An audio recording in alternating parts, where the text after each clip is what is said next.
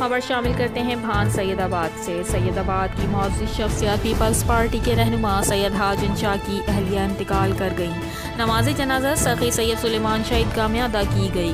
नमाज जनाजा में MNA सिकंदर राह भूटो, सैयद कादिर बख्श, हाजन शाह, सैयद मोहम्मद शाह, साबिक MNA रफ़ीक जमाली और दीगर ने शिरकत की। इस मौके पर सूबाई सेक्रेटरी कानून Ali Ahmed Baloch, secretary services Ghulam Ali Barahmani, additional DC Matiari Noor Ahmed Kehro, Saleem Hijari, जिला कौंसल जामशोरो के vice chairman Amanullah Shahani, town chairman Mohammad Siddique Memon, town vice chairman Rajab Bagio, समाजी कारकुन नवाब खान लाको और दीगर भी मौजूद थे। PPP के जिलाई सदर सैयद आसिफ शाह, मीर लुत्फुल्लाह मैंगल और दीगर ने भी शिरकत की।